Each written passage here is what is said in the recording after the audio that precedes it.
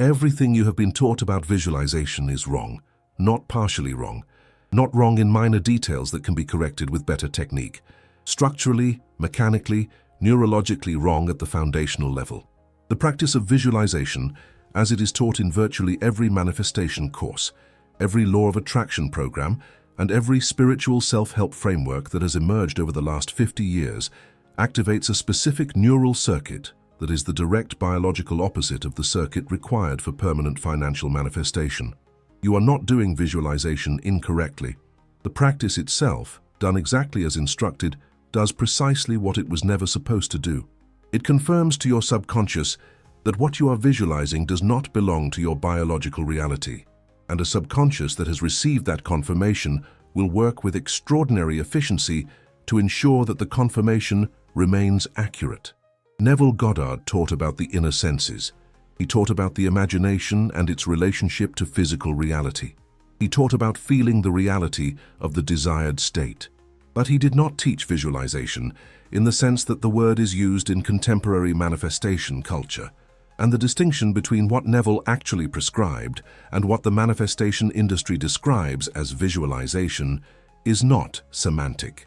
It is the entire difference between a practice that permanently rewires the subconscious relationship with financial reality and a practice that permanently reinforces the subconscious understanding that financial abundance is something you want but do not have.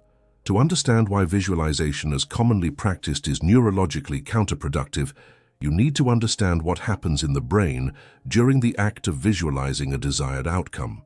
When you create a mental image of having money, of seeing a bank balance that reflects extreme wealth, of picturing yourself in the physical environment of a wealthy person, you are engaging the imaginative and narrative functions of the mind.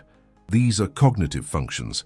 They operate in the prefrontal cortex and the associated networks that handle conscious planning, abstract reasoning, and the construction of mental models. The experience of visualization is a conscious cognitive experience. You know you are constructing it. You know it is not currently real. And your subconscious knows this too, with a level of certainty and with access to information about the current neurological baseline that your conscious visualization process cannot override. This is the fundamental mechanical problem with visualization. The subconscious does not process the content of a visualization the way the conscious mind presents it. The conscious mind presents the visualization as a representation of a desired future state. The subconscious processes it as evidence about the current state, and the evidence it receives from the visualization is not what the conscious mind intends to communicate. The evidence the subconscious receives is the relationship between the visualizer and the visualized.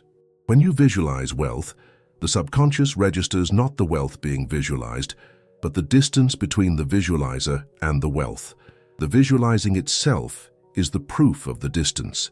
You cannot visualize something you already are. You can only visualize something you are not yet. And the subconscious reads the act of visualization as a confession that the thing being visualized remains outside the boundary of what your nervous system classifies as your current biological reality. The more vividly and consistently you visualize wealth, the more clearly and consistently you are confirming to your subconscious that wealth is vivid and compelling precisely because it is foreign to your experience. The emotional intensity that the manifestation industry prescribes as the key ingredient that makes visualization effective is actually the key mechanism by which visualization confirms the poverty state. Intense positive emotion about a visualized outcome is the neurological signature of encountering something extraordinary, and extraordinary means outside the baseline. Outside the baseline means not yours. Not yours means the subconscious should continue generating the biological prediction that it will not be yours, because the biological prediction is based on what has been classified as the current neurological reality, and the current neurological reality is a baseline from which the thing being visualized is clearly and emotionally distinct. Neville's actual prescription was something entirely different from this, and the distinction becomes clear when you examine his language carefully rather than filtering it through the assumptions of contemporary manifestation culture. Neville did not tell you to see yourself having money. He told you to see from the state of having money. This is not a grammatical technicality. It is the precise difference between a practice that reinforces the poverty state and a practice that actually displaces it. Seeing yourself having something positions you as an observer of a desired state that remains separate from you. You are here, the desired state is there, and you are watching it from outside. Seeing from the state positions you inside the desired reality as its native inhabitant. There is no distance between you and the state because you are not observing the state. You are the state. The state is looking out at the world through your eyes, not being looked at by you from across a gap. When Neville described using the imagination to inhabit the wish fulfilled, he was describing an experience that has no mental image at its center. The person who is genuinely wealthy does not walk through their day imagining what it would be like to be wealthy. They walk through their day as a wealthy person, perceiving the world from the inside of that identity in the same unremarkable and automatic way that you currently perceive the world from the inside of your current identity. The imagination Neville was prescribing was not the construction of mental images of desired outcomes. It was the adoption of a specific first-person perspective, a specific quality of consciousness that looks out at the world as the person you intend to become, rather than looking at that person as a desired but currently absent version of yourself. The practical difference between these two approaches becomes clear when you examine what each one requires the nervous system to do. Visualization of desired outcomes requires the nervous system to construct and maintain a mental model that it simultaneously knows is not real. The system tracks the constructed model and the known real state in parallel. This parallel tracking is cognitively expensive and neurologically transparent. The subconscious observes the parallel tracking and correctly identifies the constructed model as imagination rather than reality. It does not update the biological baseline based on imagination. It updates the biological baseline based on what it classifies as genuine experiential data. And visualization, however vivid and emotionally charged, does not pass the subconscious's classification filters as genuine experiential data because it arrives through the cognitive channels that handle known fiction, the same channels through which you process movies and novels and deliberate fantasy, not through the sensory and automatic channels through which the subconscious receives the genuine environmental data that it uses to construct and update its predictions about what your life actually is. This is why people can visualize for years with extraordinary discipline and vividness and see no permanent change in their financial baseline. They are using the right channels for conscious entertainment and cognitive planning. They are using the wrong channels for subconscious architectural update. The subconscious is not being deceived by the visualization. It is correctly identifying it as imagination and filing it in the appropriate category, which is the category of things that are interesting to think about, but that carry no authority to update the biological prediction model that governs automatic behavior, automatic emotional responses, and the automatic filtering of environmental opportunities. Neville understood this limitation not because he had access to contemporary neuroscience, but because he was observing the actual results of different approaches to working with the imagination and identifying which approaches produced permanent change in people's external circumstances and which produced only temporary emotional relief, followed by a return to baseline. He consistently distinguished between imagining from the outside and assuming from the inside. He consistently prescribed assumption rather than visualization, precisely because assumption operates through a different neurological channel, one that the subconscious does not classify as imagination and therefore does not filter out as irrelevant to the biological prediction model. The channel that assumption operates through is the channel of identity, not what you are imagining, what you are being. The subconscious updates its biological prediction model based on what it classifies as the genuine and current state of who you are. If the who you are has genuinely shifted, if the identity operating as the baseline has actually changed at a neurological level, rather than being temporarily overlaid with a desired alternative identity during a visualization session, the subconscious has no choice but to update its predictions accordingly. It cannot maintain a biological prediction model that contradicts the identity it is receiving as genuine data through the identity channels. It can and does maintain a biological prediction model that contradicts the content of visualization sessions because visualization sessions do not arrive through the identity channels. They arrive through the imagination channels, and the imagination channels have a classification filter that prevents their content from reaching the prediction model with update authority. The identity channels are accessed not through deliberate mental construction, but through the quality of consciousness you inhabit in ordinary, non-deliberate moments. Not during meditation sessions, not during visualization practices. During the moments when you are not doing anything in particular about your financial state, when you are washing dishes or driving or waiting in a line, in those moments, what is the automatic and unreflective quality of consciousness that your nervous system defaults to? What financial identity is operating as your biological baseline when no conscious attention is being directed at maintaining or changing it?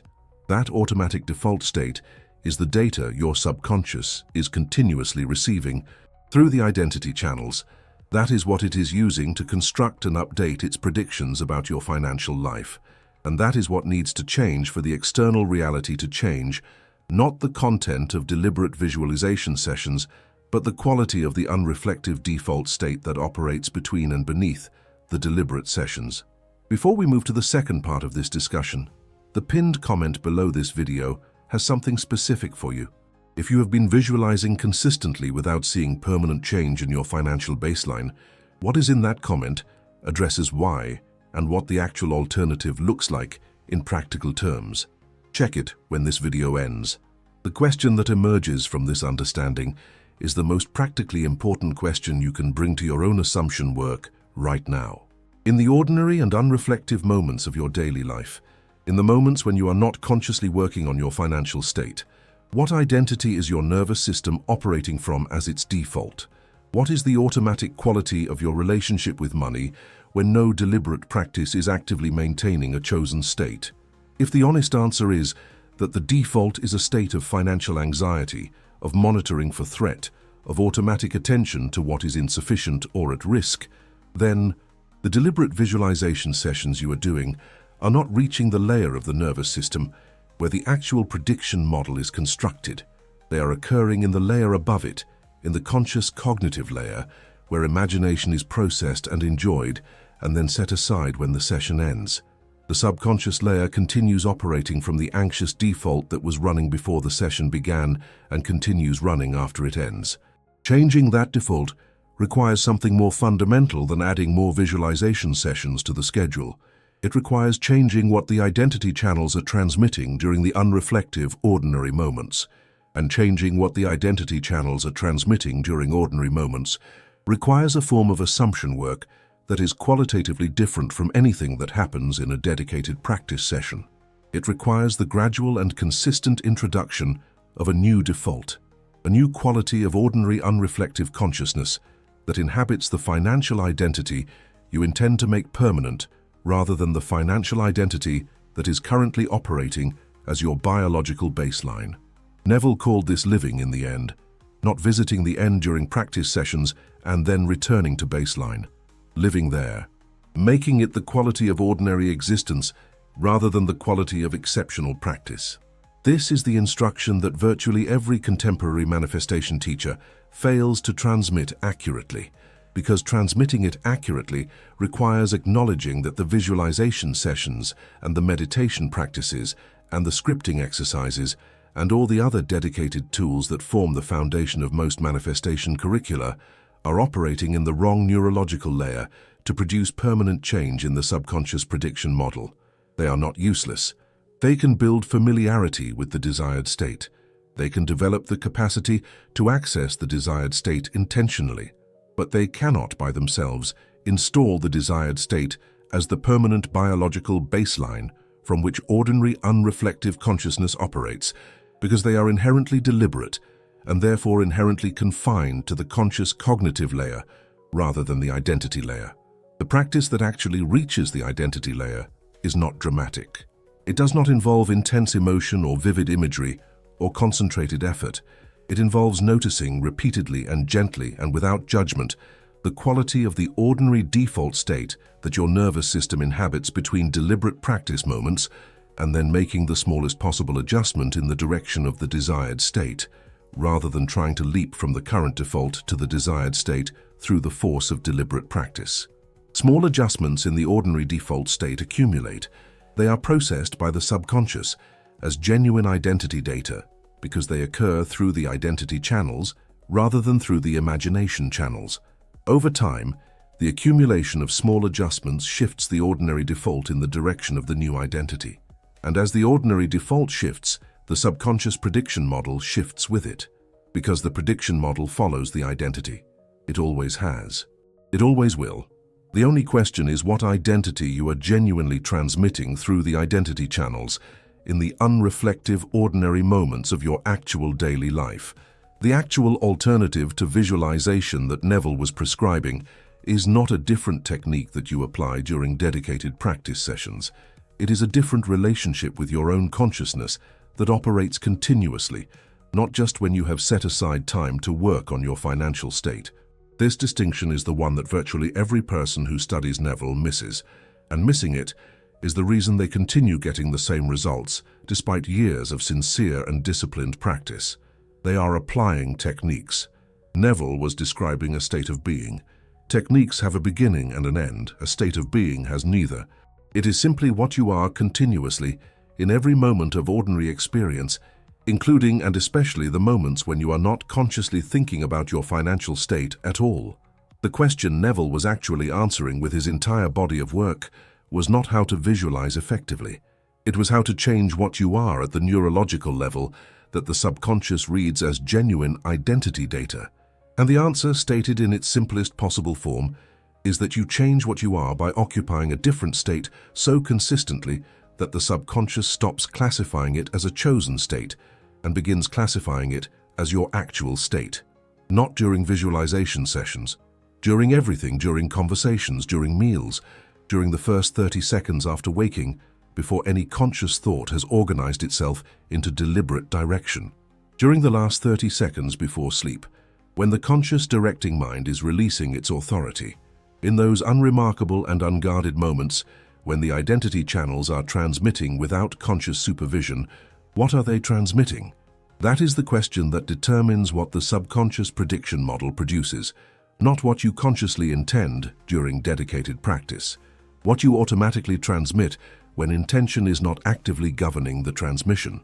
Most people who discover this principle respond to it by attempting to supervise every moment of their consciousness, to maintain deliberate oversight of the identity they are transmitting at all times. This response is understandable, and it is counterproductive for the same reason that any form of constant conscious supervision is counterproductive for processes that need to become automatic to become permanent. You cannot supervise yourself into a new automatic default. Supervision is by definition a conscious activity. Automatic defaults are by definition not conscious. The goal is not to consciously maintain the wealthy state in every moment. The goal is to allow the wealthy state to become the automatic default that operates without conscious maintenance. The same way your current financial identity operates without conscious maintenance. You do not have to work to remember that you are currently in your financial situation. You simply are in it. The subconscious maintains that identity automatically because it has been established as the genuine biological baseline. The goal is to establish the new financial identity as the new genuine biological baseline, so that the subconscious maintains it automatically without requiring continuous conscious supervision. Neville's practical path to this was through what he called revision. Revision is not a visualization technique. It is a specific way of relating to the experiential data of daily life that gradually changes what the identity channels are transmitting to the subconscious. When an event occurs during your day that carries financial anxiety, the standard neurological response is to process the event as confirmation of the existing financial baseline. The event generates a stress response. The stress response confirms the anxiety. The anxiety confirms the baseline. The baseline generates the prediction that similar events will continue occurring. The prediction shapes the perceptual filters that determine what you notice and how you interpret what you notice, and the cycle reinforces itself with every repetition. Revision interrupts this cycle at the end of each day rather than trying to intercept it in real time, which is too difficult and too cognitively expensive to sustain. In the evening, after the experiences of the day have settled, you return to the events that generated financial anxiety and you revise them, not by pretending they did not happen, by occupying a different state in relation to them, by experiencing the events again from inside the identity of the person who already has what you want, and allowing that person to respond to those events from their neurological baseline rather than from yours. The financially secure person does not have the same physiological response to an unexpected bill that the financially anxious person has. They process the same information through a different biological baseline, and the information produces a different automatic response. When you revise the day's events from inside the desired financial identity, you are introducing new experiential data into the subconscious through the experiential channels rather than through the imagination channels. The revision has the qualities of genuine experience. It carries sensory and emotional content. It involves actual events that actually occurred, rather than the qualities of fantasy, which the subconscious correctly identifies as imagination and filters accordingly. The subconscious receives the revised experience as genuine data about how you actually responded to the day's events. Over time, the accumulated revised data begins to shift what the subconscious classifies as your typical response pattern to financial information. And as the typical response pattern shifts, the baseline shifts. And as the baseline shifts, the prediction model shifts. And as the prediction model shifts, the automatic behavior, the automatic perceptual filtering, and the automatic emotional responses that govern your actual moment-to-moment experience of financial reality all shift with it. This is a slow process. It is not a process that produces dramatic results after a single session of revision. It is a process that produces gradual and almost imperceptible results that accumulate over weeks and months into a genuine and permanent shift in the neurological baseline that governs financial reality. The people who achieve permanent financial transformation through Neville's actual methods, as opposed to the visualization-based methods that the manifestation industry attributes to him, almost universally describe the process as one they did not notice working while it was working. They did not experience a moment of breakthrough. They experienced a slow and quiet shift in their automatic relationship with financial information that they only recognized as significant in retrospect after the external circumstances had rearranged themselves enough to make the internal shift visible from the outside. The absence of dramatic breakthrough moments is one of the most counterintuitive features of genuine neurological transformation, and it is one of the primary reasons people abandon the process before it completes. They are watching for the dramatic confirmation that something is happening. The dramatic confirmation does not come because genuine architectural change in the subconscious does not produce dramatic experiential markers. It produces a growing quiet where there used to be automatic anxiety. It produces a slight and increasing ease in occupying states that previously required significant, deliberate effort. It produces a barely perceptible but gradually accumulating sense that the financial identity you have been working to install is less foreign, less effortful, less clearly separated from your automatic default than it was a month ago or 3 months ago. These are not dramatic. They are easy to dismiss as meaningless, and dismissing them as meaningless is the most common reason people who are actually making genuine progress decide they are making no progress and abandon the work. The visualization mistake that keeps people broke is not a mistake of technique. It is a mistake of understanding what kind of change is required and what kind of practice produces that change. Visualization, as currently taught, is a technique that targets the conscious cognitive layer where dramatic experiential results are possible and where the results, when they arrive, feel like genuine progress. The conscious cognitive layer is accessible and responsive and provides the emotional satisfaction of feeling like something is happening. But it does not have update authority over the subconscious prediction model. It can generate temporary states. It cannot generate permanent baselines, and permanent baselines are the only thing that produces permanent change in external financial circumstances. What produces permanent baselines is consistent occupation of the desired identity through channels that the subconscious reads as genuine identity data rather than imagination. Revision is one such channel. The quality of consciousness in the hypnagogic state before sleep is another. The automatic identity operating in unguarded ordinary moments is the most powerful channel of all, because it is the channel that is always transmitting, without interruption, without supervision, and without the kind of deliberate effort that the subconscious identifies as performance rather than genuine state. Changing what that channel transmits by default is the actual work of financial transformation as Neville understood it. And it is work that produces no visualization sessions to report on, no dramatic imagery to share, no emotionally satisfying practice experiences to confirm that something productive is happening. It produces only the slow, quiet, invisible rewiring of the automatic default that the subconscious uses to generate your financial life, until the day when the rewiring has gone deep enough and the physical world begins rearranging itself to match the new architecture that has been quietly replacing the old one underneath everything you thought was not working. Stop visualizing money. Start being the person who already has it, in the ordinary moments, in the unguarded moments, in the moments between intention and automatic response, where the real identity data is being transmitted to the system that determines what your financial life looks like. That is where the actual work happens. That is where Neville was pointing the entire time. And that is the only place where the change that permanently changes everything actually occurs. If this distinction shifted something in how you understand what you have been doing and why it has not been producing permanent results, leave a comment with the word shift, because that is what just happened. Not in the visualization layer, where the manifestation industry told you transformation occurs. In the layer underneath it, where it actually does.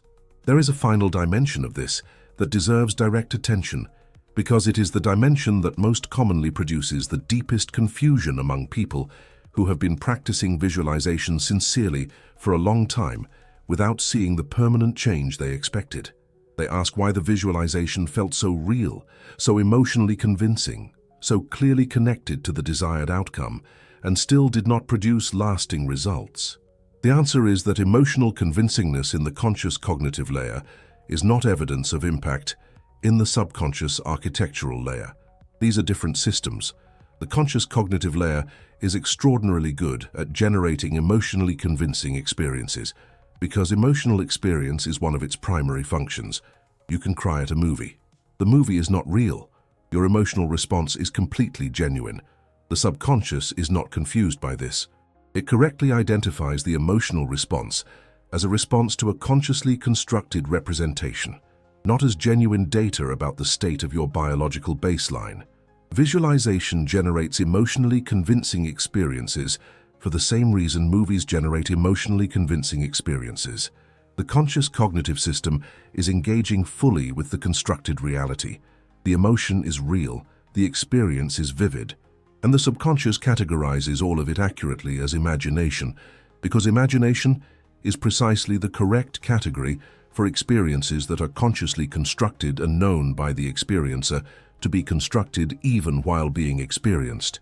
The subconscious does not make the mistake of treating imagination as genuine experiential data just because the imagination is emotionally intense. It has never made that mistake. The manifestation industry simply never understood that the mistake it was trying to leverage was a mistake the subconscious was not capable of making. Neville understood this. It is why his prescription was always about being rather than imagining, always about inhabiting rather than observing, always about the first-person present tense experience of already being the person who has what you want, rather than the third-person future tense experience of watching yourself receive what you want. The difference between these two experiences is the difference between data that reaches the subconscious through the identity channels with genuine update authority and data that reaches it through the imagination channels, where it is correctly filed as interesting but structurally irrelevant to the biological prediction model that governs actual life. You have been filing things in the wrong folder. Neville showed you which folder actually matters. Everything else was always the wrong folder.